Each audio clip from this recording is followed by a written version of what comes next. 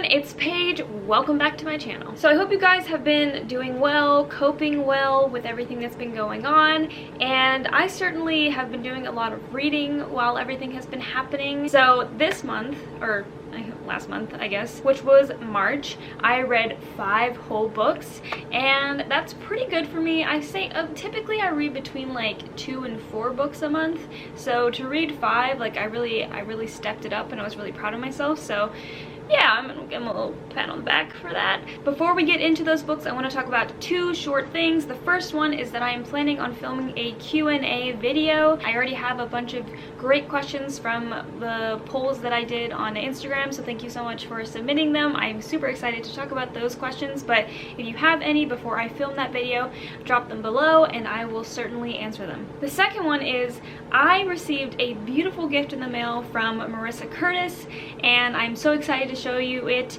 in my next readathon vlog, which is coming very soon because I want to get a bunch of reading done again. Stay tuned for that video because I'm super excited to show it to you guys. Anyway, without further ado, the first book I read in March was Daisy Jones and the Six by Taylor Jenkins Reid. I listened to this book over audiobook because I had had so many people suggest it to me, just because people thought it was a really well narrated audiobook, and it definitely was. It's a full cast audiobook and it's stunning. It's written in documentary style, so in audiobook format it was really well done. It just sounded like an audible documentary. This is a historical fiction novel set in the rock and roll era, aka the like 70s, and it starts by following a solo artist named Daisy Jones and a band called the Dunn Brothers, and throughout the story you see how they kind of become one band. You kind of get to see their climb to stardom. I absolutely loved every single narrator in this audiobook. I can't recommend it highly enough. It made me cry, not once, but probably a couple times.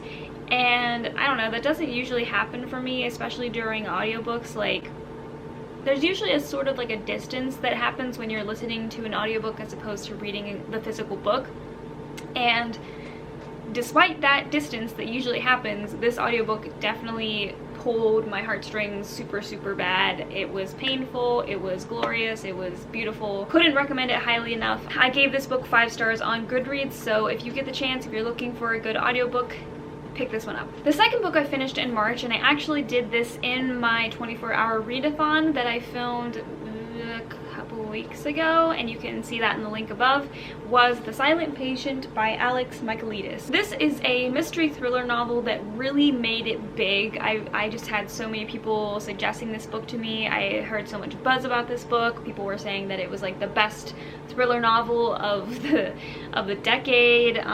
Yeah, there was just like all kinds of buzz surrounding this book, so of course I had to pick it up. Essentially, this book is about a young woman named Alicia Berenson, I think, who one day out of the clear blue shoots her husband in the face 6 times, I think, and she gets sent away to a mental hospital. And because Alicia was this famous painter and her husband was a photographer that was well known, the murder case like takes on a life of its own in the media, so like she becomes this like notorious star, and she spends all these years in this like asylum basically until this psychiatrist comes along with the intent on fixing her, or basically finding out why she has gone silent, because after she committed the murder she stopped talking, just flat out stopped talking. So the psychiatrist's mission is to figure out why she stopped talking, what actually happened with her husband, and to help her recover from whatever trauma that she inflicted and experienced. I'm not sure if I actually gave this stars on Goodreads. I was just so stunned by the end of it, or just sort of like, what? It's definitely one of the better mystery thriller novels that I've read, so if you're looking for a good one, and if you're like a thriller buff, I do recommend this book. I just and maybe it was because of all the buzz that I heard, like I expected so much more from this book that like I couldn't give it 5 stars, because I wasn't disappointed by the end, I just wasn't as shocked as I probably would have been if I hadn't heard all of that noise surrounding it. So I did give this 4 stars. I was kind of in between 4 and 4.5, so I don't know, I'm still between those two. The next book I finished was again an audiobook, and that was The Call of the Wild by Jack London. I also finished this audiobook in my, something in my eye. Ow! In my 24-hour readathon. So again, if you want to see that video, go ahead and click the link. But I listened to this audiobook because the narrator was the same narrator that played Billy Dunn in the Daisy Jones and the Six audiobook, and I saw it was narrated by him, and I was just like, I've been wanting to read this book for a while, so I might as well pick it up. It's also extremely short, so the audiobook I think was like 3 hours or something like that. This, I feel like a lot of people already know about this book. It is like a classic fiction novel, young adult I guess you would call it, since a lot of people read this in school. I just never did, so I picked it up, and it is set I think in the early 1900s.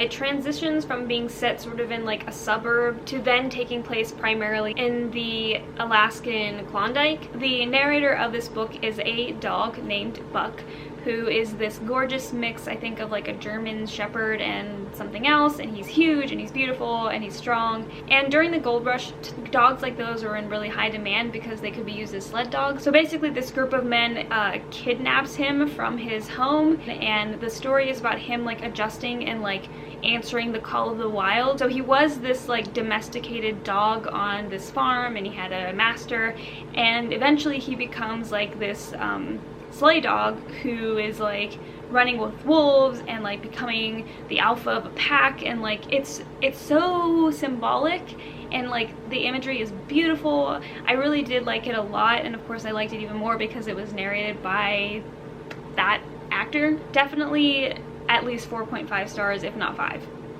Probably 5. Okay, and now for the last book that I was reading during that vlog. It was Well Met by Jen DeLuca. This is a contemporary adult romance. I freaked out about this in my Ollie's video haul, I think, which you can see in the video above, because I hauled this at the same time that I went to Ollie's and bought a bunch of other books, and so I talked about it in that video. And I wanted this book so bad because it's a romance novel set in a Renaissance festival. The narrator is a girl named Emily who goes to stay with her sister and her niece to like take care of them while her sister's recovering from a really like bad car accident. And as she's taking care of her niece, she realizes that she has to volunteer for this Renaissance festival in order for her niece to participate, so she ends up doing that. And she meets Simon, who is this guy who thinks of the Renaissance festival as like his family legacy. So her being like this newbie who isn't taking it that seriously really makes him mad, and they butt heads a lot. I really liked some parts of this book. Like, there were many parts that like made me smile and I like laughed, but I even said this in the video, like there are a few parts, like I didn't expect it to be as cheesy as it was, which, I mean, it's a romance novel, you know, like set in a Renaissance fair, so it has the right to be cheesy. It was just like, it was just mega cheesy sometimes, and I didn't like those parts so much. Adding on to that, I also didn't like a few parts about how the romance developed. Like, I'm not sure if I liked the romantic interest very much at certain points. Like, he wasn't all terrible, but I just felt like he was very childish, and it kind of ruined the mood a little bit for me occasionally. But for the most part, I could get over that and enjoy the parts that I did like. And I loved all of the imagery from the Renaissance Fair. If you're a nerd like me and you like going to those annually, then you'll probably like this, because you know, just for that fact alone, I enjoyed it.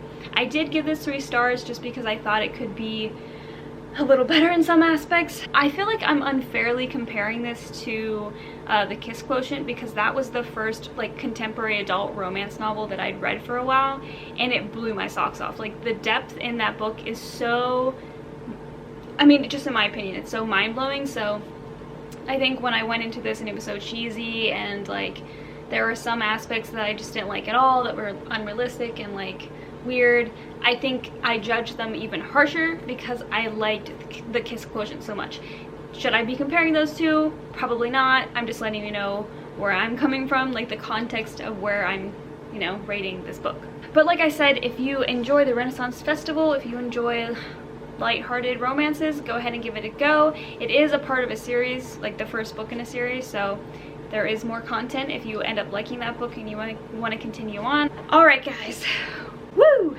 we're at the last book, and this baby isn't the most important. I won't say it's the most important, but like it is the most popular. I mean, let's just, yeah, Crescent City.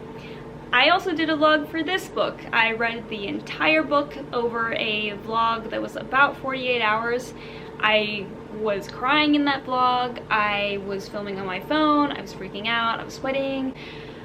It was a time, and if you haven't seen that vlog, I recommend it. I mean, you get to see a side of me that probably isn't very apparent on this channel very often, so go ahead and check that video out.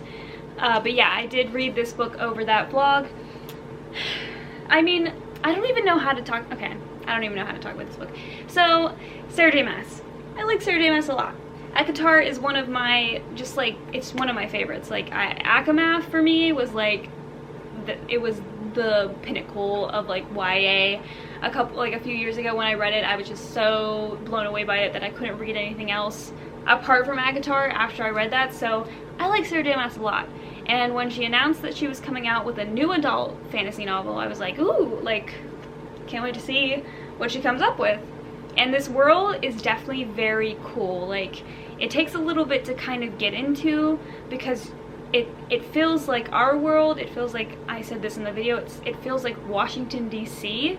almost, but like filled to the brim with magical creatures. So I really like the vibe of the city, Crescent City, a lot. Mostly I like the lore. It mostly made sense to me. It's a very unique feeling, and I don't know how exactly to describe it. And I'm not going to read the synopsis to you because, like, I didn't read the synopsis before I read it, and I'm glad that I didn't. I mean, I'm not glad. It was painful not to read the synopsis, but I think you probably shouldn't either because it gives a lot away. All you really need to know is that if you like a little bit of romance, if you like the enemies to friends kind of trope, if you like roller coasters, if you like urban fantasy sometimes, you know, I think you'll like this book. It is 800 pages, so it's not going to be like a short ride. That's why the vlog that I read this in was 48 hours. Like, it covered that much time. I gave this book, I don't even know what I gave this book. I'm still undecided because mostly I love this book. I was totally destroyed by this book. But there were just a few things that I was like, like that really, really didn't ruin it for me, but were like totally jarring and just like took me out of the world so much that like I almost want to drop it to 4 or 4.5. Let me know what you thought. I mean, obviously I love the book. It really took me for a ride that I will never forget. But I almost can't see myself continuing this series, weirdly. I feel like there was already so much wrapped up that like I don't really need anything else from this story. I don't know if you guys feel the same way if you read this book, but yeah, I'm just like, I have conflicted feelings about this novel. I can tell you that I definitely want that ACOTAR continuation. Like, where is that? I haven't heard anything about that book. Anyway, those were 5 books. Those were the 5 books I read in March. I was happy with my reading month. As always, if you have read any of those books and you want to tell me your thoughts about them, please let me know. I just want to tell you a little bit about what I'm planning in the future. So like I said, I am planning that Q&A video. I'm also planning, because it was requested, I am planning to do a full tour of my classic bookshelf. So all of my really beautiful hardback classic editions, I've been asked about them so many times, and I was specifically asked to go through them either one by one or just more in depth to show you kind of their covers and what's inside. And yeah, so I'm thinking about doing that. I'm also planning on doing another readathon so I can get more reading done. I want to read A Curse So Dark and Lonely by Bridget Kemmer, and that is currently sitting on, like, beside my bed, so hopefully that happens soon. I just have a lot of reading to get done, and I would like to do another readathon. So if you would like to see that, please let me know. Once again, I hope you guys are doing well, or at least okay. I hope that if you are forced to go out and you are working, well, first of all, thank you so much for doing that for your country, basically. But I hope that you stay safe and healthy. I don't know if any of you are playing Animal Crossing, but that has certainly been helping me cope. Really, I've played that basically all day today. I don't really regret it because sure, I could have been doing work, but I could also be playing Animal Crossing, and that's what I did. But anyway, I hope you're having a good day. I hope you had a good week. I will see you very, very soon. Thank you for watching. If you did like this video, please like, comment, and subscribe. And yeah.